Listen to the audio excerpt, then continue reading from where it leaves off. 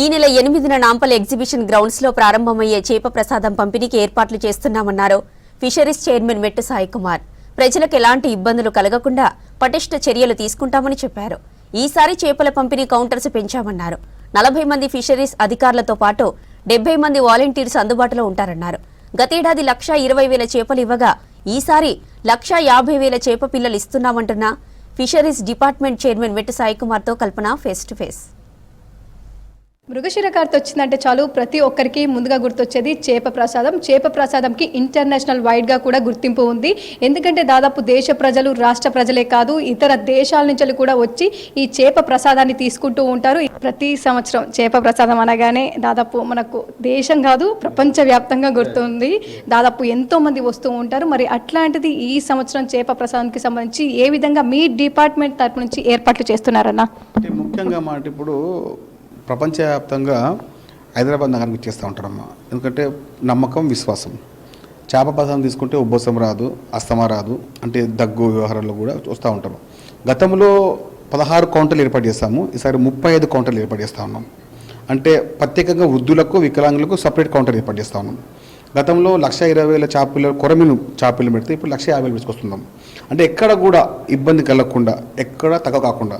కానీ గతంలో ఇంతకుముందు ఉదయం ఏర్పాటు చేసే ఈ కార్యక్రమం, ప్రారంభ కార్యక్రమం ఈసారి నైట్ రావడం జరిగింది.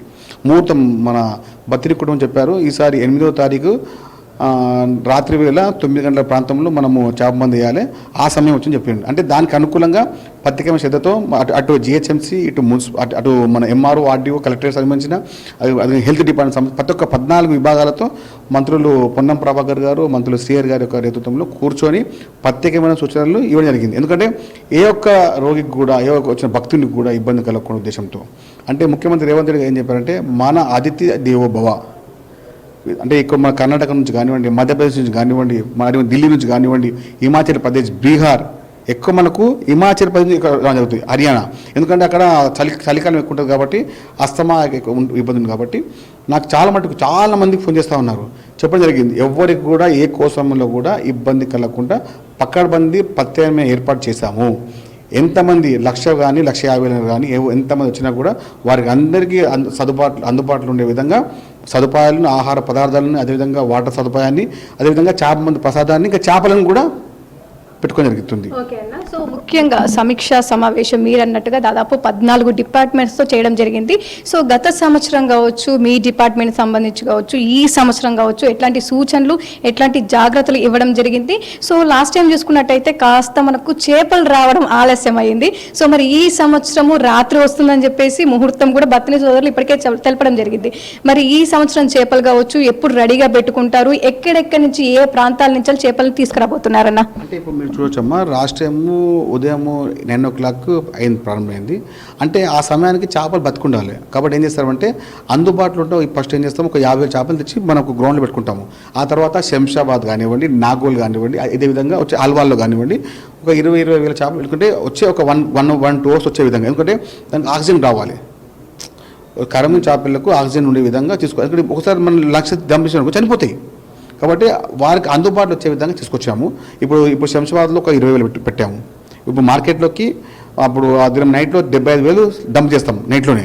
అదేవిధంగా మళ్ళీ ఒక 2 hours వచ్చే విధంగా శంషాబాద్, నాగోలు, ఆల్వాలు ఇది వచ్చేసి మన అత్తాపూర్లు పెట్టాము.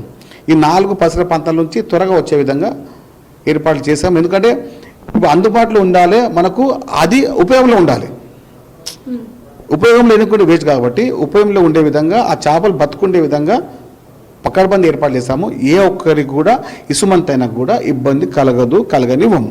ఓకే అన్న. సో మరి ఈ సూచనలు, జాగ్రత్తలు కావచ్చు మీ డిపార్ట్మెంట్కి ఎస్పెషల్లీ ఇటు మంత్రులు కూర్చొని మాట్లాడడం జరిగింది సమీక్షా సమావేశంలో. సో మీకు ఎలాంటి సూచనలు ఇవ్వడం జరిగిందన్న?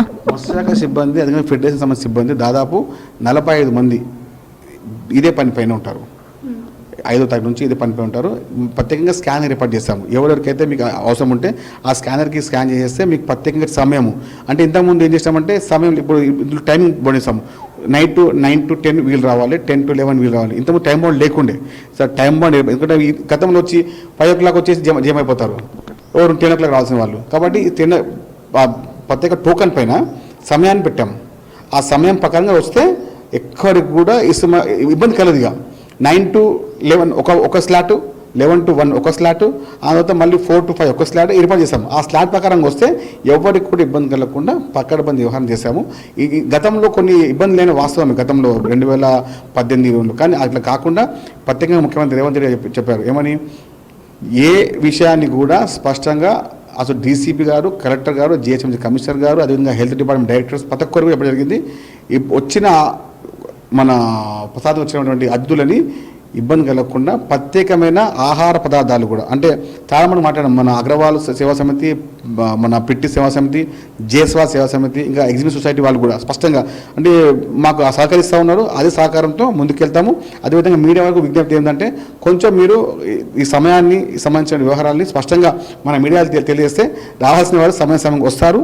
దాని తగ్గట్టుగానే మీరు కూడా ఒక 4th పిల్లర్లో ఒక పెద్ద పిల్లర్ కాబట్టి మీడియా వాళ్ళు, మీరు కూడా స్పష్టంగా తెలంగాణ రాష్ట్రానికి వచ్చే అతిథులను కూడా స్పష్టంగా మీకు కావాల్సిన వ్యవహారాల్లో మీరు సమాచారం ఇస్తే మీకు బాగుంటుంది, మీ సలహాలు ఇస్తే మాకు బాగుంటుంది. జూన్ 8 మృగశిర కార్తె మనకు రాత్రి 9 గంటలకు రాబోతా ఉంది. దీంతో రాత్రి సమయంలోనే మనకు ఈ చేప ప్రసాదం కూడా ప్రారంభం కాబోతుండడంతో కూడా ప్రత్యేక చర్య, ప్రత్యేక శ్రద్ధతో అన్ని ఏర్పాట్లు చేస్తున్నామని చెప్తా ఉన్నారు. ఇక గత సంవత్సరం ఏవైతే చిన్న చిన్న ఇబ్బందులు తలెత్తాయో అవి ఈ సంవత్సరం రాకుండా కౌంటర్స్ పెంచడం కావచ్చు, అదేవిధంగా వాలంటీర్స్ పెంచడం కావచ్చు, దాంతోపాటు ప్రత్యేకమైన ఏర్పాట్లు అయితే చేస్తున్నామని చెప్తా ఉన్నారు. ఇవి చేప ప్రసాదం సంబంధించి ఏర్పాట్లకు సంబంధించిన ఇన్ఫర్మేషన్. కెమెరా పర్సన్ మహేష్తో కల్పన, V6 న్యూస్, హైదరాబాద్.